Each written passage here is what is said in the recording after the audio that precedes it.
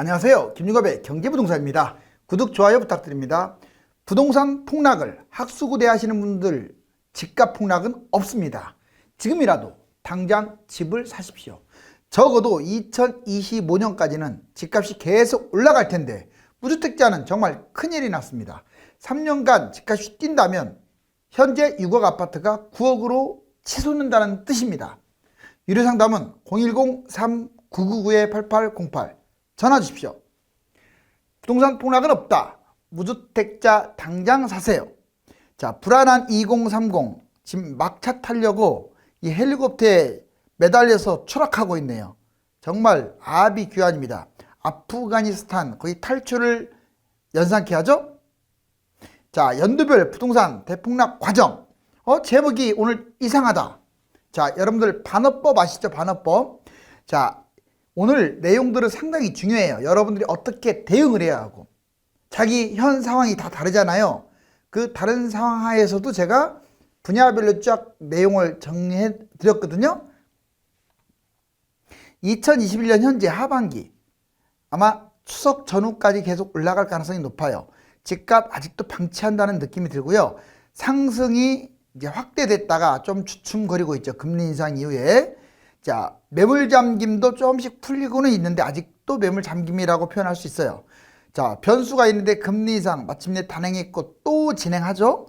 자, 그래서 거래량은 급감되고 있습니다. 그렇다면 이제 2022년 초 상반기 이때는 이제 보합까지 완전히 내려올 가능성이 커요. 또는 하락할 수도 있습니다. 자, 중도 노선, 즉 대선 전에는 막 폭락시키거나 폭등시키거나 이거 변수가 조금 애매모호한 상황이잖아요. 어느 장단에 춤을 춰야 할지를 모르니까 여론이. 자, 그래도 대선 이슈로 인해서 지금 집값 잡는 사람이 대통령 된다라는 그 말처럼 아마 이쪽으로 사람들이 많이 쏠릴 거예요. 그렇기 때문에 여론을 무시 못하니까 정책도 집값 잡는 방향으로 나간다. 결국 정부가 이제 신정부가 누가 되든지 간에 들어설 거 아닙니까? 그러면 집값 점진적 하락을 준비할 것이고 결국 변수, 금리 인상은 계속 될 것 같고 해외 집값이 변수입니다. 해외 집값이 계속 뛰면은 우리나라 집값이 떨어지는데 한계가 있어요. 자, 이제 2022년 하반기, 내년 하반기 정도 되면 완전히 하락으로 전환될 가능성이 커요. 집값 거품이 너무 심한 데다가 이 거품이라는 것은 3배 뛰어서만 거품이 아니에요. 다른 나라에 비해서 GDP 대비 너무 비싸기 때문에 거품이라고 하는 거예요. 강력한 정책이 이제 나올 가능성이 큽니다. 그리고 심리도 이미 침체가 됐어요. 서서히. 해외 집값이 변수고 정책 의지나마나 지금 거품이 워낙 심하기 때문에 연착륙을 시키지 않으면 문제가 되겠죠. 이제 끝으로 2023년부터 2026년 자, 내년 하반기부터 하락하게 되면 이제 폭락 방향으로 갑니다. 공급이 지나치게 많아요. 지금 당장 입주할 아파트가 없다고 해서 집값이 올라가는 게 아니라 이제 분양하고 그 다음에 입주하고 이게 같이 섞여요. 2기, 3기 신도시, 그 다음에 서울의 분양, 매물 폭탄, 다주택자, 임대주택 사업자들 매물이 막 나올 거고요. 결국은 정책이 성과를 거두게 됩니다. 자, 역시 이것도 해외 집값, 경제 상황이 변수가 되겠죠. 전반적으로 이 과정을 겪으면서 상승, 보합, 하락, 폭락의 과정을 겪는다. 자, 집값 폭락 원인과 하락 가격. 그렇다면 왜 이렇게 집값이 많이 떨어질까? 이건 저의 말만이 아닙니다. 이번에는 사상 최대로 많이 떨어질 것이다. 그리고 예전에는 버블 세븐과 서울만 떨어졌다면 이제는 전국 방방곡곡이 다 폭락할 것이다. 특히 안 뛴 것들은 안 떨어지겠지만 많이 뛴 것들은 비례해서 폭락한다. 자, 왜 떨어지느냐? 공급이 너무 많아요 지금. 그리고 다주택 매물이 지금 800만 합쳐서 1000만 채라고 제가 했잖아요. 거품이 붕괴됩니다. 너무 많이 뛰었어요. 심리는 이미 꺼져 갑니다. 위축됐겠죠?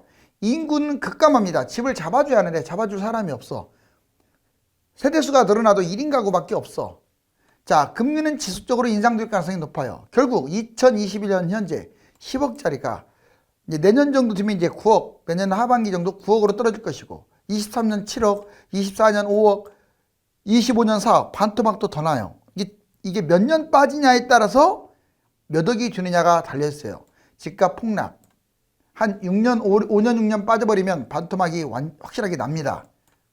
그리고 이번에는 1, 2년 빠질 것 같지도 않아요. 지금 집값이 8년, 내년까지 뛰면 9년째 뛰기 때문에 뭐 4, 5년 빠지는 게 대수겠습니까? 2020년, 2021년 서민 아파트의 거품 폭등, 이게 중요해요. 왜냐하면 지금 그동안에 서민 아파트들이 안 뛰었잖아요. 거의 한 12년 동안 정체였어요. 떨어진 다음에. 오히려 미분양 상태, 그냥 분양가 밑으로 떨어진 것들도 많았어요. 그러다가 특히 경기도, 지방, 중소도시, 광역시 이런데요. 자, 2020년부터 난리가 났죠. 작년, 올해 이 2해 동안 뛰어도 너무 많이 뛰어버렸어요. 자, 보세요. 중저가 서민 아파트가 80%나 폭등했다는 거예요. 이래서 망한 거예요. 문재인 정부가 2017, 18, 19년에 망한 게 아니에요. 20년, 21년에, 특히 21년에 망친 거예요. 왜? 그 뒤로 서민 아파트가 다 뛰어버렸기 때문에. 뭐 비싼 아파트야 뛴들 뭐 서민들하고 상관없는데 일반인들의 집이 다 뛰어버린 거야. 서울의 외곽, 경기도는 대부분 다 뛰었어요. 지방 대부분 다 뛰었어요. 그러니까 위험하다 이 말이에요. 제 말은. 안 뛴 것들은 안 위험합니다. 자, 비아파트도 많이 뛰었어요. 일부 빌라, 오피스텔도 엄청 뛰었습니다.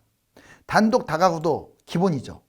자, 1억 미만 아파트 싹쓸이 하는 바람에 지방에 1억 미만짜리도 뭐 2억이 되고요. 난리가 났어요. 비규제 지역 미분양들도 매입해가지고 엄청 뛰었습니다. 자, 전세가 급등, 월세 부담 증가를 못 이기고 그냥 매입을 해버린 거예요. 비아파트와 영끌, 갭투자 신중해야 하는데 황금성이 없잖아요. 그런데 최악인데도 불구하고 매수했어요. 자, 즉 중저가 서민 아파트 폭등했기 때문에 잡지 말라. 이거 위험하다. 다음에 하락장에 회복도 못해요. 서울 외곽 경기 대부분 이거 하지 말라. 지방도 대부분 뛴 것들 하지 말라는 거예요. 뭐 별로 안 뛴 아파트를 하지 말라는 게 아니라 비아파트 이런 것들 잡지 말라. 1억 미만이라고 해서 뭐 많이 뛴 것들은 잡으면 안 됩니다. 자, 전세가 급등 월세 부담이 있다고 해서 에이 그럴 바에는 집 사자. 이게 제일 안 좋은 생각인 거예요. 팔리지도 않는 집을 왜 잡아요? 차라리 무주택이 나아요. 비아파트와 영끌, 갭투자, 신종, 황금성이 최악입니다. 여러분들 거품 폭등장 이것도 좀 상당히 중요한 내용이죠. 4대 규제가 있어요. 그런데 집값이 떨어지면 더 대출을 안 해준다라고 착각을 하더라고요. 그렇지 않아요. 집값이 떨어지면 하우스푸어 속출하고 나라 망하기 때문에 정부가 참 그건 여당이 정부가 되든 야당이 정부가 되든요. 집값이 폭락하잖아요. 5년 또는 평생 비과세 줘요. 집 사라고. 왜? 건설사 붕괴되면 완전 회사 난장판이 되잖아요. 먼저 건설사부터 살리고 봐요. 그러니까 예전에 막 5년 비과세 무슨 몇 년 비과세 하고 막 잡은 거예요. 그건 어느 정부가 해도 마찬가지예요. 그렇게 안 되면 건설사 망하면은 집값도 폭락하고 하면 하우스푸어 늘어나면서 가게, 기업들이 다 쫄딱 망하는데요. 자, 결국 청약 규제, 대출 규제, 세금 규제, 거주 규제 이 네 가지로 정리해 볼 수가 있어요. 이 규제가 2017년, 2021년 이 문재인 정부 이때는 어때요? 지금 현재 상황을 생각해 보세요. 다 지금 불필요한 규제까지 포함해서 아주 심각하죠, 규제가. 자, 먼저 청약 규제, 세대주, 당해 지역 등 자격 제한이 너무 많아. 전매 제한도 못하고 분양권 금지, 가점제, 특공제가 너무나 많아요. 지금 경쟁률도 엄청 치열하고 공공분양은 왜 이렇게 많이 하는지 임대 같은 경우. 그런데 하락하면 이렇게 바뀌어요. 세대원도 가능하고 전체 지역, 뭐 당해 지역이 어디 있어요? 미분양 나는데 제한도 없고요. 전매 1년이나 없거나 미분양 30% 이상 나옵니다. 혜택. 그 다음에 추첨제, 일반제 확대될 거예요. 아니 지금 무슨 놈 가점제를 나가요. 지금 미분양 나는 방국에. 미분양 속출, 분양가는 저절로 내려가요. 자, 이렇게 완전히 바뀌어요. 그럼 얼마만큼 떨어지면 이렇게 바뀌냐? 1년만 빠져도 65점대의 가점이 40점대로 떨어져 버려요. 만약 가점대가 3, 40으로 머물면요, 이건 미분양 1층 줄까봐 안 넣어버려요. 청약을. 미분양이나 똑같다고 보시면 돼요. 30점대로 떨어지게 되면 이건 미분양과 같다. 자, 이제 대출 규제 볼래요? 규제지역 대출. 지금은 40%, 50% 아예 대출이 안 되거나 DSR, LTV, 뭐 DTI 비율 강화시켰고 분양, 미분양, 중도금 대출도 강화해가지고 아예 두 개는 못 받죠? 다 내야 돼요, 돈. 9억 이상을 아예 나오지도 않아. 그런데 이게 자 하락장에는 규제가 다 없어져요. 그래서 70에서 90%까지 대출해줘요. 집을 잡아도. 그리고 DSR, LTV, DTI 이거 싹 없어져요. 거의 완화된다고 보시면 돼요. 분양, 미분양, 아예 무이자, 이자 후불제 5% 계약금으로 가요. 자, 왜 이렇게 안 하면 회사 망하거든요? 이렇게 안 하면 집값 폭락하거든요? 자, 세금 규제, 1주택, 취득세, 종부세 지금 강화했죠. 1주택. 자, 그리고 2주택자들, 3주택자들은 점점 강화됐죠? 일시적 2주택 기간 세금 강화. 이것도 원래는 2년이었는데 1년으로 줄고 조정기간. 2년 이내에는 못 팔고 뭐 별 법이 다 있어요. 다주택 취득, 보유, 양도세가 지금 강화됐죠? 자, 이게 하락장에는 1주택 취득세, 종부세 이런 싹 없어져요. 없어질 수도 있고 완화될 수도 있고 일시적 2주택 기간이 길어지고 세금도 거의 완화됐죠. 다주택 취득, 보유, 양도세 중과가 어디 있습니까? 완화됐죠. 그렇다고 폐지되지는 않아요. 일반 과세 40%는 그대로 유지됩니다. 자, 거주 규제. 규제 지역, 실거주 2년 다 의무화잖아요. 지금 조정지역이라든가 이런데. 자, 재건축, 재개발 각종 규제가 엄청 많아요. 전매, 보유 이것도 제한, 소유권부터 10년까지도 전매 제한이 있네. 그런데 여기 보세요. 규제 지역이 실거주 조건 아예 다 없어져 버리니 서울도 폐지되고 강남도 폐지돼요. 규제 지역이. 그냥 갭 투자만 해도 2년 보유하면 비과세야. 재건축, 재개발 각종 규제가 싹 완화되고 전매 보유 제한도 없어져요. 자, 이거 어떻습니까? 이거는 실제로 여러 번 하락장에 이렇게 반복됐던 거고 이건 여러 번 상승장에 역시 반복됐던 건데 이번이 특히 쓸데없는 규제가 많아요. 부동산 대폭락 준비하세요. 개인 여건에 맞는 전략을 짜야 돼요. 그러면 내가 어떤 처지냐? 자, 내가 다주택자다. 그럼 지금 당장 팔라고는 안 할게요. 흐름을 좀 봐야죠. 지금 봐서는 1년 동안은 뛸 가능성도 있다고 제가 얘기했잖아요. 왜? 정권이 아직 안 바뀌었으니까. 자, 양도 차익이 적은 것부터 순차적으로 빨리빨리 지금 매도해야지. 이거 하락장까지 끌고 가면 쫄딱 망합니다. 임대주택 사업자들 말소까지 너무 욕심 부리다가는요 나중에 하락장 오면 안 팔려요. 진짜로. 다 내가 그냥 세금도 안 내면서 아파트를 팔 수 있는데 집값이 막 반토막 나고 난리가 나는 거예요. 그래서 상황 보면서 양도 차익 큰 것 하나씩 매도하세요. 갭 투자자들 비싼 아파트를 늦게 매입했어. 근데 뛰지도 않았거나 지금 조금 뛰었어. 근데 막 하락을 하고 있어 집값이. 그럼 판단을 해야 돼요. 만약 바닥까지 끌고 가면 내가 투자한 전세값 뺀 내 돈은 다 날아간다고 봐야 돼요. 반토막 나니까. 갭 투자 지금 투자하는 거 금지하시고 비싼 것들 또 매도도 판단해라. 2030 영끌 말하는 거예요. 능력 대비 지나치게 대출이 많다. 이거 하면 안 돼요. 그리고 이렇게 매수를 했다. 집값도 별로 안 뛰었다. 매도 생각해야 돼요. 자, 비싼 아파트 오른 만큼 많이 뛴다는 걸 잊지 마세요. 강남이든 한강변이든 지방. 자, 20억, 30억 비쌀수록 반토막 더 납니다. 이제 지금 무주택자가 매입을 신중히 해야 하는 이유. 무조건 못 사게 하는 거 아니에요. 제가 저평가, 중저가 이런 거 한 5억 미만짜리들 뭐 지역에 따라 다르지만 아파트면서 세대수도 꽤 많은데 그래도 별로 이렇게 안 올랐어. 내가 충분히 잡을 수 있는 거야. 무리 안 해도. 그러면 내 집은 하나 있어도 돼요. 세대수도 괜찮은데. 무주택자 매입은 그래도 신중하세요. 일단 비과세를 따져봐야 돼요. 지금 매입하면 2년 실거주 비과세가 어려워요. 냉정하게 잔금 기준이니까 2년 3개월 정도 걸리겠죠. 오늘 당장 매입을 해도 2년 3개월 동안 집값이 뛴다는 보장이 없다 이 말이에요. 만약에 양도세가 어느 정도냐? 1년 이내에 팔면 70% 세금, 2년 이내에 팔면 60% 세금 내야 돼요. 하루라도 모자라면. 실거주 안 하면 거의 40, 50% 세금이에요. 이것만 냅니까? 여기에 고가 아파트는 취득세 이런 것도 또 나가잖아요. 9억 이상. 그리고 2주택 이상은 뭐 취득세 나가고 그 다음에 중개소 비용도 들어가고 막 그러잖아요. 대출 이자도 들어가고. 그러면 결국은 훨씬 세금이 많이 나가. 1억 벌어봤자 뭐 남는 게 없어요. 떨어지면 누가 세금 돌려줍니까? 안 돌려주잖아요. 그래서 지금 매수했을 때 비과세가 어렵고 하락장은 피치 못하게 피해갈 수가 없는데 결국은 하락장을 끌고 가야 돼요. 그렇기 때문에 조심해라. 폭락을 할 수가 있어요. 자, 향후 5년간 상승폭보다 하락폭이 훨씬 큽니다. 아마 1년은 뛸 수도 있어요. 그런데 지금 바닥에서 출발하는 게 아니라 100% 또는 200% 이게 4억짜리가 10억이 된 상태에서 지금 사는 거야. 그렇기 때문에 반토막 나면은 10억짜리가 5억이 될 수도 있어요. 그래서 조심하시고 점수가 낮아도요. 떨어져도 좋으니까 청약 중심에 점점점 이제 내년 이후로는 계속 하락할 수도 있고 빠르면 올해도 하락할 수 있죠. 그러면 급매 매입해라. 자, B 아파트 자본금이 아무리 적고 A 전세 살 바에는 비슷하니까 집 사야지 이런 생각을 버리세요. 자, 아파트가 아니거나 나홀로 아파트거나 또는 그런 식으로 비싼 아파트를 매입하면 나중에 팔리지를 않아서 괜히 에이 전세 살 바에는 집 사자 이렇게 한 사람들이 안 팔려가지고 좋은 아파트를 다 놓쳐요. 차라리 무주택이 지금 상태에서는 나을 수도 있어요. 자, 토지, 빌라, 오피스텔, 수익형, 나홀로 이런 거 하지 마세요.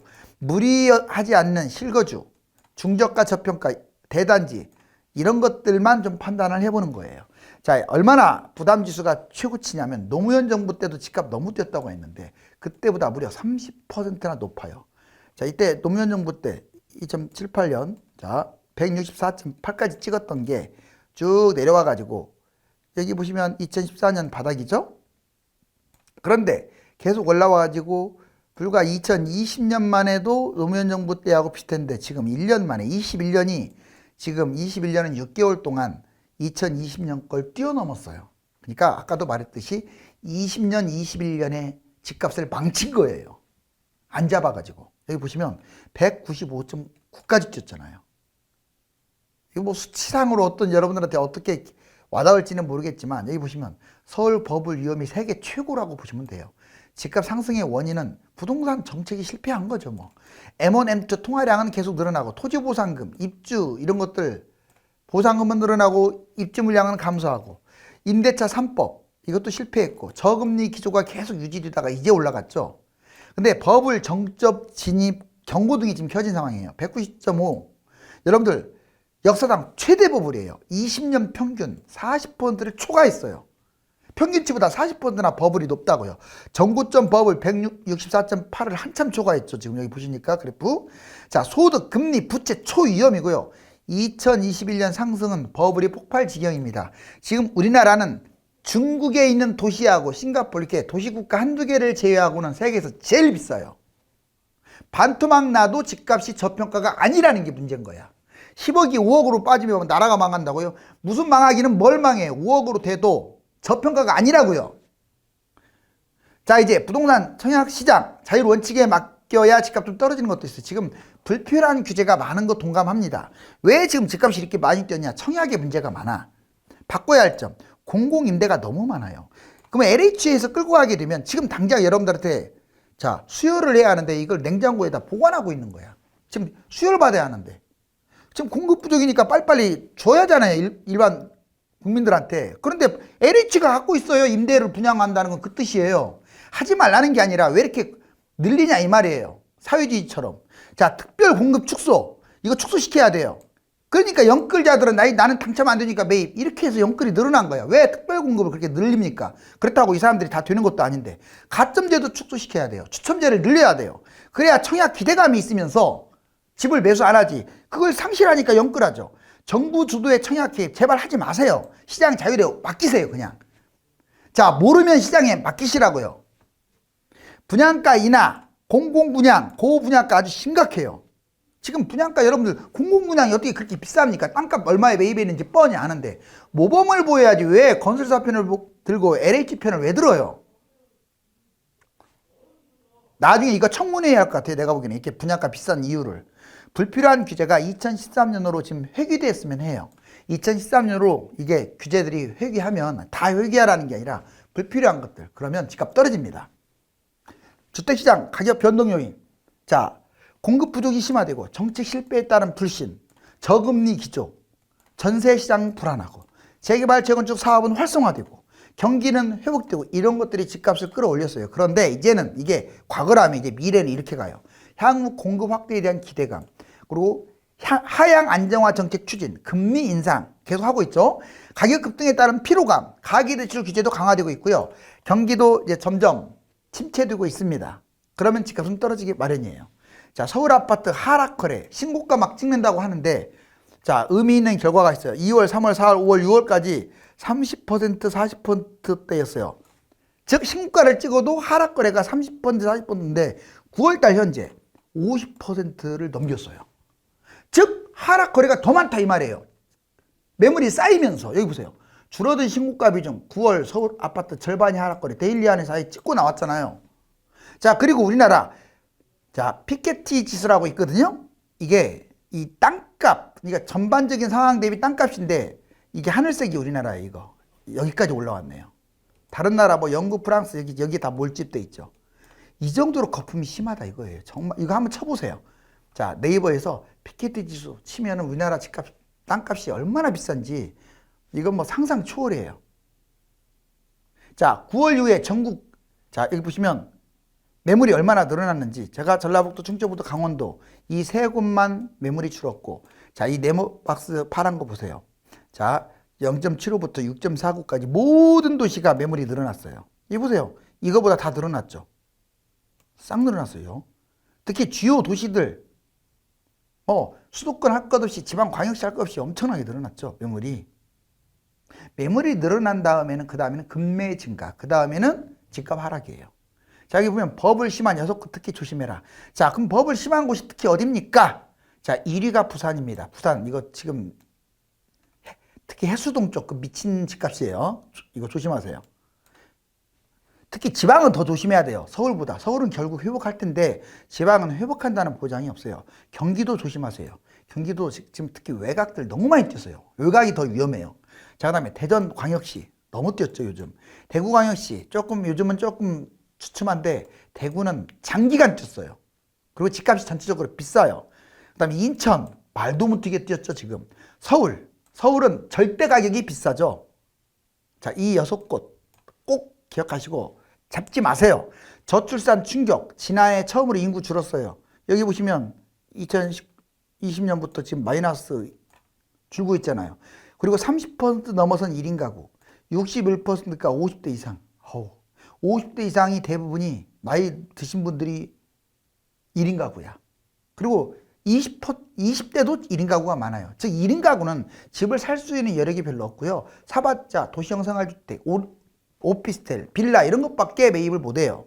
그것도 소형, 원룸. 한국은행 아파트값 고평가됐다. 자, 소득 대비 주택가격 비율이 높다라고 지금 여기 딱 우리나라, 네덜란드, 벨기에, 스페인, 이탈리아, 미국, 영국, 일본, 독일, 프랑스, 캐나다, 호주. 자, 이 정도 선이에요. 우리나라하고 게임이 안 되죠. 그 다음에 도시로 봐서도 주택가격 비율, PIR 규모 봤더니 서울 보세요. 자, 김수현 씨가 이런 말을 하죠. 우리나라가 다른 나라보다 집값이 싸다고. 그 조작한 한국 부동산원, 한국감정원 자료 가지고. 자, 그것도 그 조작된 자료로 해외에 OECD라든가 IMF에서 지금 잘못. 그리고 우리나라는 아파트가 대부분인데 다른 나라는 아파트 별로 없잖아요. 아파트는 거의 참고하지 않고 그냥 빌라 이런 것들을 참고하니까 별로 안 뛰었죠. 그 자료를 가지고 우리나라가 안 뛰었대요. 지금 여기 얼마나 비싼지 하면 홍콩, 베이징, 상하이. 자, 솔직히 중국의 도시들은 도시가 아니잖아요. 개발도상국이니까. 홍콩은 도시국가고. 이것 빼고 우리나라가 제일 비싸요. 싱가포르보다 더 높아요. 여기 써 있잖아요. 아예. 그리고 런던, 도쿄, 밴쿠버, 뉴욕, 시드니, LA를 다 제꼈어요. 부동산 폭락은 없다. 무주택자 당장 사세요. 이건 역설적. 거꾸로 지금 해석한 겁니다. 거품이 엄청 껴있네요. 언론과 폭동문자들이 주구장창 집값이 오를 것으로 부추기면서 무주택자들은 지금이라도 당장 매입하지 않으면 벼락거지에서 헤어나오지 못하는 것처럼 여론을 호도하고 있습니다. 오늘 반어적 제목을 가지고 집값이 언제 얼마나 떨어지고 어떻게 계획을 잡아야 하는지 일목요연하게 알아보았습니다. 감사합니다.